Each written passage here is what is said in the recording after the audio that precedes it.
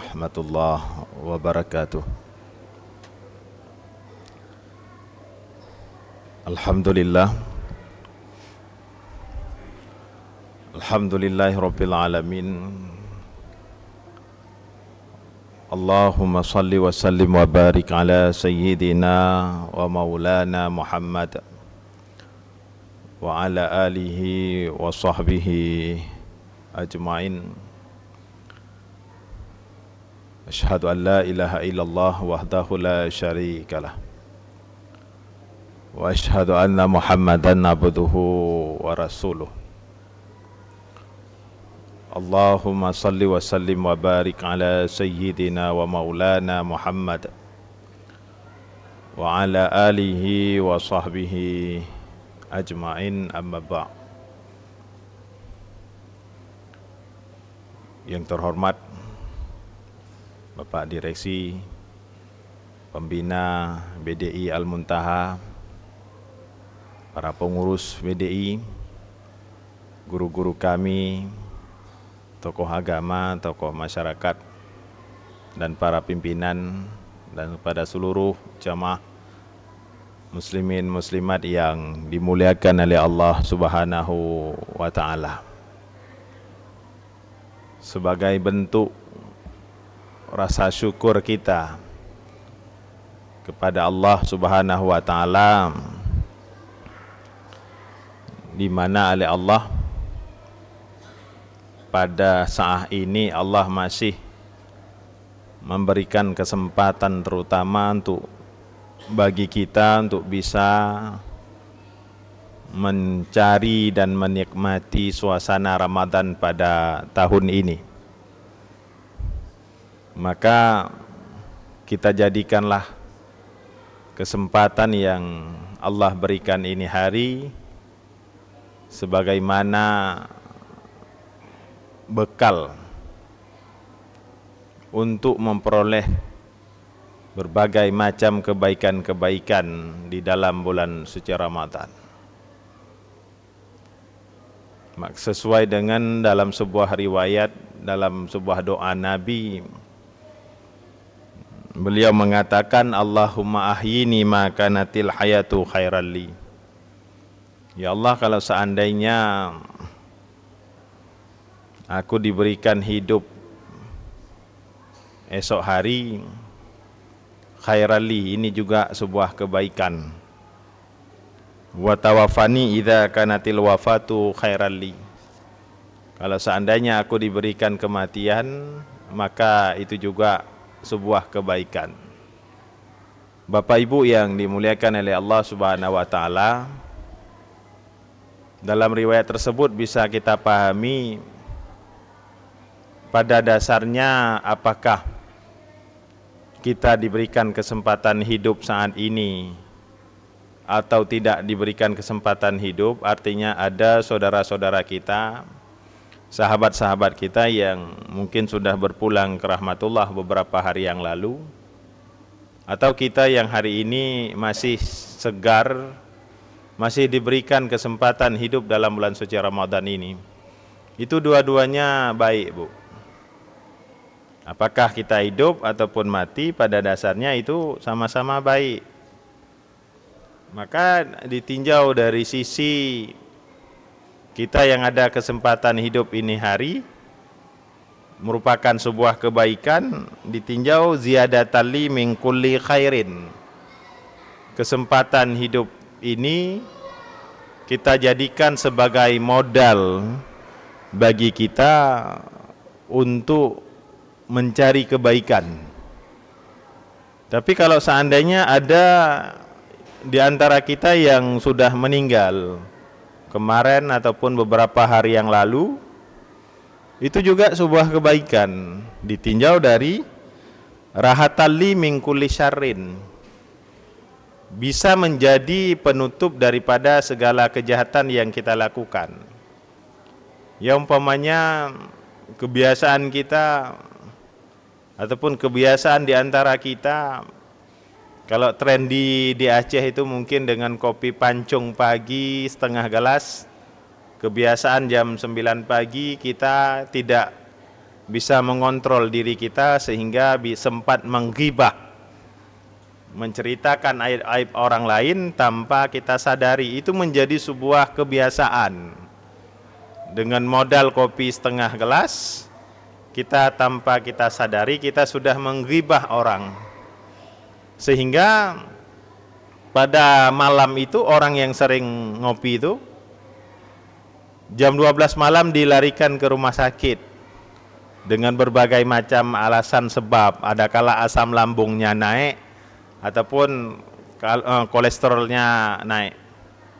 Sehingga jam 4 pagi setelah mendapatkan penanganan di IGD,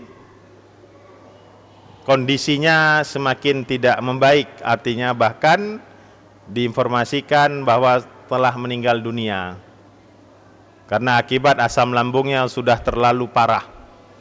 Sehingga jam 4 pagi subuh, jam 4 pagi meninggal, kemudian dapat informasi ke kampung, langsung dibuat pengumuman innalillahi setelah sholat subuh di corong masjid.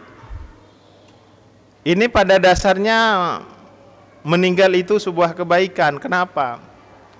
Nggak sempat jumpa lagi jam 9 pagi Pak untuk menggibah. Jadi gara-gara meninggal jam 4 pagi nggak bisa jumpa lagi jam 9. Artinya nggak sempat menggibah. Maka ini sebuah kebaikan. Kenapa? Dengan mati itu bisa mengakhiri segala kejahatan yang kita lakukan. Ya udah, berarti kita menganggap ya dua-duanya baik. Bagi kita yang diberi kesempatan hidup, ya itu baik. Baiknya ziyadatan li min kulli khairin. Dengan kesempatan ini hari kita menjadikan sebagai modal untuk memperbanyak kebaikan kita. Wabil khusus di dalam bulan suci Ramadan yang kita pahami dan kita yakini bersama bahwa ini bulan penuh dengan keampunan, ini bulan penuh dengan keberkahan. Bahkan sangat-sangat disayangkan bagi orang-orang yang bisa berada pada Ramadan kali ini, orang-orang itu tidak bisa meraih keampunan daripada Allah Subhanahu wa taala. Bahkan dalam riwayat dikategorikan termasuk orang-orang yang celaka. Hadirin wal hadirat Bapak Ibu yang dimuliakan oleh Allah Subhanahu wa taala. Maka sangat beruntung bagi kita-kita yang mau mempergunakan kesempatan hidup di dalam bulan suci Ramadan untuk memperbanyak amal kebaikan. Kemudian yang kedua, janganlah semata-mata kita jadikan Ramadan itu sebagai seremoni dan ritual tahunan saja. Jadi jangan pernah kita menganggap bahwa Ramadan itu hanya semata-mata ritual dan seremoni tahunan. Tapi kita jadikanlah Ramadan itu sebagai ajang untuk memperbaiki di mana yang selama ini mungkin kurang kita perbaiki. Terkhusus hubungan kita yang dengan Allah yang mungkin selama ini kurang harmonis. Hati kita itu kurang dekat dengan tempat-tempat yang diridai oleh Allah. Maka dengan momentum Ramadan ini kita eratkan kembali hubungan-hubungan yang memang selama ini sudah lekang. Dengan cara bagaimana? Dengan cara sesuai dengan anjuran ayat Al-Quran yang mungkin kita pahami dan bahkan kita hafal ayat itu. Terkait dengan anjuran berpuasa, ya ayyuhalladzina amanu kutiba alaikumus siyam kama kutiba alal ladzina min qablikum la'allakum tattaqun. Kita melihat Allah mewajibkan, memerintahkan kepada kita untuk berpuasa yang substansinya adalah supaya kita hari ini bertakwa. Maka ada beberapa hal-hal penting yang harus kita kaji dari ayat itu. Kita melihat sekilas, puasa Allah wajibkan berarti nggak makan, nggak minum. Sehingga ketika kita nggak makan, nggak minum, yang hasil daripada nggak makan, nggak minum itu adalah la'allakum tattaqun. Kita itu bisa menjadi orang-orang yang bertakwa.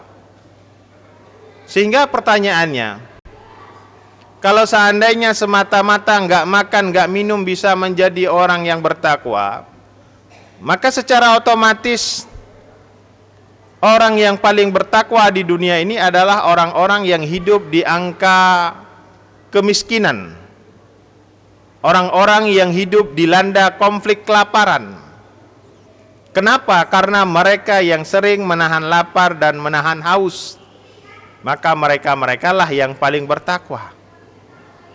Namun kalau kita pahami lebih detail bahwa bukanlah gara-gara nggak makan, nggak minum, dalam istilah kita berpuasa, kita bisa menjadi orang-orang yang bertakwa. Tetapi dengan berpuasa kita sedang dilatih untuk menjadi orang-orang yang wara. Apakah itu di kalangan orang kaya, apakah itu di kalangan orang miskin. Yang namun substansi daripada puasa supaya menghasilkan la'allakum tattaqun adalah kita itu bisa menjadi orang-orang yang wara terutamanya. Apa makna wara? Terbiasa tidak melakukan pelanggaran-pelanggaran yang telah ditetapkan oleh Allah. Terbebas daripada hal-hal yang diharamkan. Kita hari ini kita sadari bahwa makan, minuman, nasi itu milik kita secara pandangan mata. Kita punya uang, apa saja bisa kita belikan. Tetapi yang atas namanya larangan-larangan yang telah ditentukan di dalam bulan suci Ramadan, ya terutamanya makan dan minum, ya itu tadi sisa sahur masih banyak itu di dalam freezer, di dalam kulkas. Tapi hati kita yang mengedepankan rasa keimanan, tidak ada yang berani makan dan berani minum selepas pulang dari masjid ini. Kenapa? Keimanannya itu muncul di depan. Dan kita tahu ketika subuh telah datang, semuanya itu sudah masuk ke dalam larangan yang telah ditetapkan oleh Tuhan. Sehingga kita nggak berani makan, nggak berani minum. Sehingga dengan kebiasaan wara itu muncul di dalam kepribadian kita, sehingga bertahan sampai Idul Fitri kita katakanlah, sehingga baru muncul la'allakum tattaqun, maka dia itu bisa lolos. Sama seperti kehidupan mencari dunia, yang mau ikut kepala dinas, yang mau ikut para pimpinan, yang mau ikut ini, yang mau ikut itu syaratnya harus ikut administrasi. Mungkin kalau yang di tingkat kepolisian harus sekolah perwira dulu, baru bisa jadi perwira. Yang mungkin di pemerintahan, yang pegawai bisa menjadi kepala dinas harus ada ikut ujian tes dulu dan lain-lain sebagainya. Jadi hari ini kita telah sedang diuji, sehingga nilai penting dalam puasa itu wara. Terbiasa daripada hal-hal yang telah dilarang, terbiasa tidak melakukan terhadap perkara-perkara yang dilarang, terutama makan dan minum. Kita kenapa patuh hari ini? Ya karena mau menjadi orang yang bertakwa, itu alasannya. Nggak makan, nggak minum, walaupun itu punya kita nggak berani, satu pun nggak berani. Kecuali orang-orang yang sudah mendapatkan rekomendasi syariat, yang memang boleh makan dan minum. Lebih kurang itu hanya 7 orang diberikan rekomendasi oleh syariat, bagi orang itu boleh tak berpuasa. Ini termasuk orang-orang yang memang mendapatkan rekomendasi dari syariat. Ya diantaranya anak kecil, kemudian orang gila, gilanya pun ada tinjauan kalau dijelaskan di dalam kitab-kitab. Ada kala gilanya sengaja, ada kala gilanya tidak sengaja. Ya mungkin ini hukumnya berbeda. Kalau gilanya tidak sengaja, ini dia tidak perlu mengqadha dan tidak perlu fidyah, tidak sengaja. Tapi kalau gilanya sengaja, ini seperti kawan-kawan kita, saudara-saudara kita yang kecanduan narkoba, banyak yang sudah gila di luar. Ini dikategorikan orang-orang yang gila dengan unsur kesengajaan, maka seandainya sembuh berarti dia wajib mengqadha puasa dia kalau seandainya dalam Ramadan orang itu tak berpuasa. Maka kan simple. Sekilas kalau kita ingin mendapatkan rekomendasi syariat supaya tak berpuasa, ya Pak, gila saja Pak, jadi nggak dosa. Jadi kalau seandainya ada orang gila nggak berpuasa, ya nggak berdosa. Cuman kita tinjau unsur gilanya sengaja atau tidak. Ya mungkin kalau tidak sengaja, kalau di istilah orang Aceh mungkin tiba gilanya faktor gen, ataupun gilanya karena merampet. Kalau kata orang Jawa itu kesambet. Kalau gilanya ada unsur sengaja, ya rata-rata kalau zaman sekarang itu karena faktor ada kala narkoba. Tapi kalau seandainya gila umpamanya yang diberitakan di media-media umpama pasca pilkada ataupun pileg, saya rasa itu bukan gila Pak. Kalau uangnya balik sembuh lagi dia. Nah, jadi itu yang menentukan adalah ahli, ada psikolog, dia itu gila. Jadi belum tentu dia gila, karena kalau uangnya sembuh, uangnya balik, dia pasti akan sadar. Sama seperti ibu-ibu kadang-kadang. Ya semua ya kita ya. Obat capek kadang-kadang bukan istirahat Bu ya. Sepakat kita. Obat capek kadang-kadang bukan istirahat, berepet aja kan, karena terlalu capek maka bawaannya berepet. Tapi kalau kita bilang ya udah istirahat mah gitu kan, jangan berepet kali, nggak cukup. Artinya ada kala obat capek itu bukan semata-mata istirahat, tapi kita taruh uang 20 juta di depan itu hilang capeknya. Ataupun kita bawa, kita ikat pada mata pakai jilbab, kita bawa ke depan toko emas, kita turunin mobil, saya rasa itu hilang capeknya Bu ya. Begitulah kira-kira. Bapak Ibu yang dimuliakan oleh Allah Subhanahu wa taala. Kembali kepada permasalahan kita. Nah, ketika wara ini melekat selalu dalam bulan suci Ramadan, ya bahkan sampai Idul Fitri, bahkan setelah Idul Fitri nanti, kita yakini bersama cukup banyak larangan-larangan yang telah Allah tentukan. Bahkan kalau dalam kajian tafsir itu ada 1000 ayat Al-Quran yang berbicara tentang nahi, larangan. Itu kalau dalam tematik tafsir itu dari 6.666 ayat, di antara 1000-nya itu adalah berbicara tentang nahi, larangan. Maka cukup larangan di dalam bulan Ramadan hanya sebagian kecil saja. Umpama nggak makan, nggak boleh minum, nggak boleh campur suami istri. Kita hari ini patuh terhadap larangan-larangan itu. Nah, kenapa kita nggak patuh terhadap banyaknya larangan-larangan Allah nanti selepas Idul Fitri? Nggak menggibah, nggak riba, nggak zina, nggak mendalimi, dan lain-lain sebagainya. Kenapa kita nggak patuh? Nah, maka ketika wara ini terus melekat pada diri kita, baru hadir la'allakum tattaqun. Sehingga orang-orang sangat disayangkan ketika la'allakum ini tidak hadir, ya karena akibat Ramadan itu hanya sebatas dianggap seremoni dan ritual tahunan. Maka hadirin Bapak Ibu yang dimuliakan oleh Allah Subhanahu wa taala, maka ini penting Bu. Kita dengan berpuasa harus sedang dilatih menjadi orang-orang yang wara. Menjadi orang-orang yang wara, terbiasa tidak melakukan perkara-perkara yang diharamkan. Ya mungkin kita hari ini bisa menyadari cukup banyak di dalam lingkungan kita perkara-perkara yang diharamkan. Tapi setidaknya kita berusaha untuk menghindar daripada perkara-perkara itu. Bahkan terkait dengan masalah rizki sekalipun.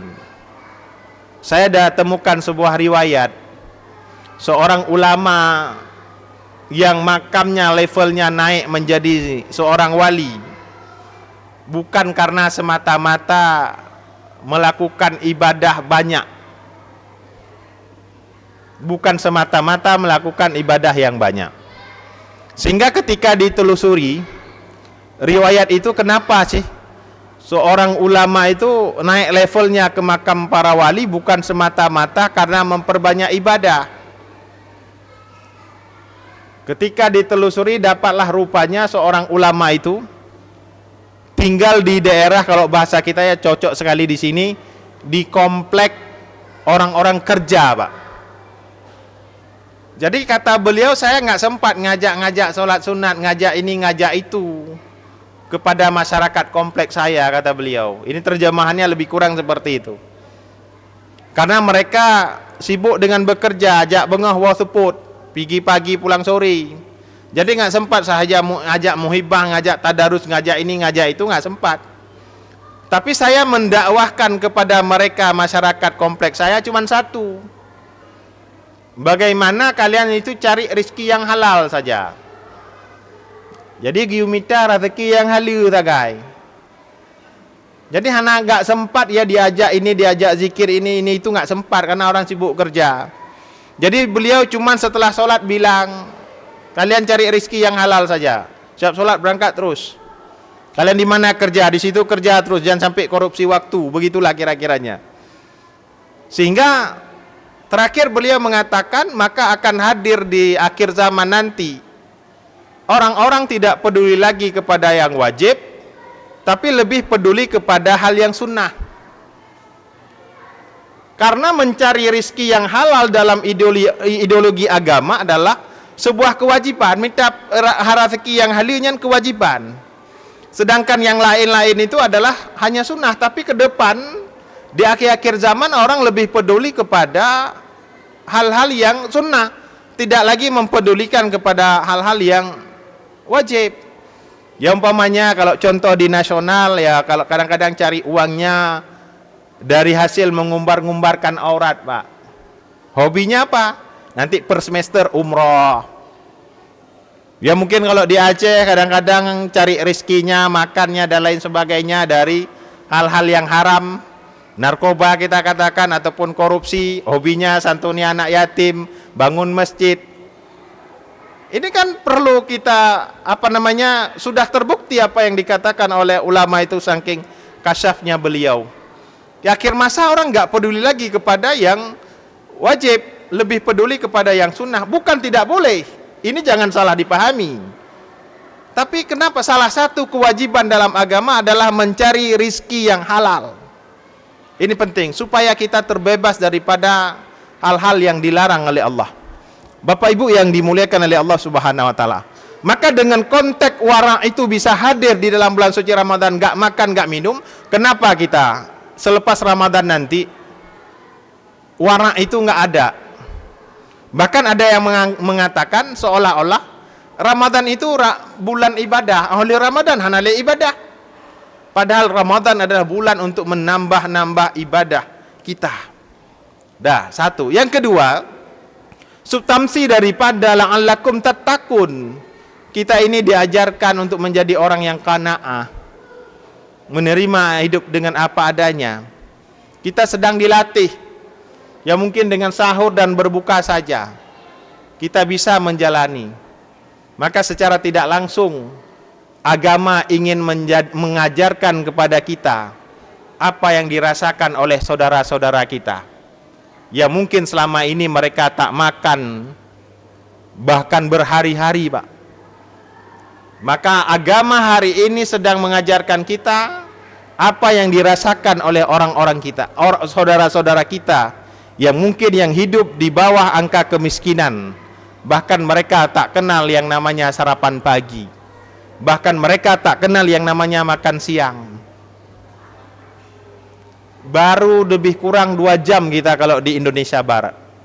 Di Asia 12 jam kita berpuasa. Lebih kurang. Belum di negara-negara Eropa yang mungkin ada sebagian negara yang berpuasa mereka lebih daripada 12 jam. Kita 12 jam saja lebih kurang kita berpuasa. Kalau kata orang Aceh itu kapuh apa tuh. Sudah merasa, apalagi yang tidak pernah latihan di Rajab dan Sya'ban, sudah merasa rasanya aduh dan parah sekali. Jadi bagaimana nasib saudara-saudara kita yang mereka hari ini nabu bengah, nabu coro, Nabu Coroh, Nabu Malam, begitulah kira-kiranya. Jadi inilah agama ingin menghadirkan konsep sosial untuk berbagi, bahwa tidak enak sebenarnya itu rasa lapar dan haus. Maka begitulah yang dirasakan oleh saudara-saudara kita, untuk kita bisa menghadirkan nilai-nilai sosial untuk saling membantu, terutama untuk berbagi. Kita lihat fadilah-fadilah berbagi dalam bulan suci Ramadan itu, kita paham semua pahala itu sama seperti orang yang berpuasa apabila kita membagikan takjil. Tapi kan bukan itu saja, sedang dididik dengan unsur nilai-nilai sosial di dalam Ramadan. Jadi bukan budaya budaya berbagi hanya sebatas di Ramadan, tidak. Tapi setidaknya di dalam Ramadan kita lakukan hal itu, karena ini sangat berpengaruh kepada kebiasaan kita. Apalagi kadang-kadang kita tinggal di pinggir kota yang masyarakatnya sangat heterogen ya, majmuk, sehingga potensi nilai sosial itu akan hilang. Ya mungkin kalau di kampung, Bu, ya nilai sosialnya lebih tinggi ya, bukan kita di sini tak tinggi, tapi ruang lingkup untuk berbagi itu banyak. Ya mungkin mak-mak kita, nenek kita itu di kampung masak sedikit dikasih ke tetangga, ya, walaupun dalam piring kecil. Ya kan gitu juga kalau ibu-ibu yang muda-muda, ya mungkin malas, agak sedikit dilanda penyakit mager, Bu. Paham mager, Bu? Males gerak. Kadang-kadang jangankan masak, pekerjaan wajib saja yang lain malas kita kerjakan. Jadi ketika ibu masak itu, kalau masak ibu-ibu muda itu, kalau kita lihat itu di media, tahu kapan dia masak. Pasti diposting tuh di live di Instagramnya itu, nah, kapan masak. Jadi ketika kayak ibu-ibu masak itu, sedekahkan ke tetangga. Kalau umpama ibu yang belum pensiun, masaknya Sabtu Minggu, itu harus setiap Sabtu Minggu harus sering-sering kasih ke tetangga, apalagi orang tua di samping. Ya secara otomatis pasti menang ibu-ibu yang muda, karena ibu-ibu yang tua di samping itu lebih dominan masak. Jadi pasti 4 kali diberikan kepada kita, sedangkan kita cuma 2 kali kasihnya. Jadi piringnya itu pun jangan diambil lagi. Jadi rantangnya begitu dikasih, itu jangan langsung nungguin disalin, tapi buat aja alasan, ya pura-pura buru-buru lah. Jadi biar ditinggal rantangnya di situ, otomatis besoknya ketika dikembalikan rantang, bukan rantang pasti ada isi dikasih sama ibu-ibu yang lain. Ya paham ya maksud saya? Nah, ini salah satu budaya sosial yang mulai hilang. Oh, masalah berharap, enggak perlu disalin, berharap supaya besok digantikan dalam rantang kita itu walaupun 3 biji kurma, itu lain cerita, enggak masalah. Tapi hari ini budaya sosialnya untuk berbagi, sehingga baru-baru ini viral itu di media, Bu. Videonya saya rasa sudah lama itu, tapi muncul lagi kalau salah itu yang membuatnya di Turki videonya. Nilai-nilai sosial, nilai-nilai Islam yang penuh ke sosial itu sangat tinggi. Jul-julnya itu antara orang kaya yang dermawan, pedagang tak curang, orang miskin tak tamak. Jadi saya melihat sangat tersentuh dengan video itu. Itu baru-baru ini viral kembali itu. Jadi ada sebuah video itu, orang kaya dermawan, orang miskin tak tamak, orang pedagang tak curang. Sehingga dalam video itu diceritakan, orang kaya itu beli kue lah, kalau kita itu, kita katakanlah 3 potong 15.000. Jadi diberikanlah uang 50.000 kepada pedagang itu. Dah transaksinya selesai, pedagang itu ingin mengembalikan uang. Ini tuan, kembaliannya 35.000. Jadi itu kuenya sudah ada 3 potong. Apa kata orang kaya itu? Tak apa-apa, sedekahkan saja kepada orang yang membutuhkan, itu 35.000. Pedagangnya tak curang. Kalau seandainya dia dengan 35.000 itu dia ambil untuk keuntungan dia, ya sah-sah saja. Tapi pedagang itu tak curang, dia ambilkanlah kue ukuran 35.000 itu, digantungkan ke dalam keranjang. Ke dalam keranjang digantungkan.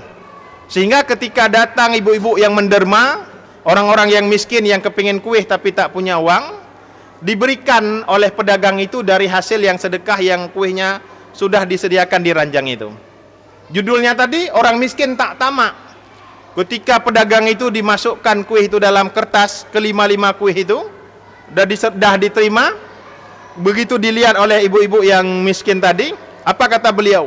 Tuan, saya cuman butuh 2 potong roti, saya cuman berdua bersama cucu saya, jadi ini terlalu banyak untuk saya. Dikembalikanlah 3 potong kuih itu karena tidak adanya rasa tamak pada orang itu. Maka inilah konsep. Jadi hari ini jangan kita semata-mata menyalahkan orang kaya nggak mau menderma, tapi kadang-kadang orang miskin ada yang tamak. Maka sebenarnya konsep Islam itu sudah diatur. Orang kaya yang dermawan, pedagang tak curang, orang miskin tak tamak. Hari ini berbagai macam fenomena kita lihat, kadang-kadang tamaknya luar biasa. Maka ini menjadi pelajaran penting bagi kita, Bapak Ibu yang dimuliakan oleh Allah. Maka kejarlah nilai-nilai yang sedang diajarkan oleh Ramadan. Jangan semata-mata kita meraih nilai-nilai itu semata-mata di dalam bulan suci Ramadan, tapi kita pertahankan. Kita ini benar-benar menjadi orang-orang yang bertakwa. Mungkin ini yang dapat saya sampaikan sebagai renungan singkat kepada saya pribadi dan kepada jamaah. Lebih dan kurang saya mohon diperbanyak maaf. Akhirul kalam, wabillahi taufiq wal hidayah. Wassalamualaikum warahmatullahi wabarakatuh.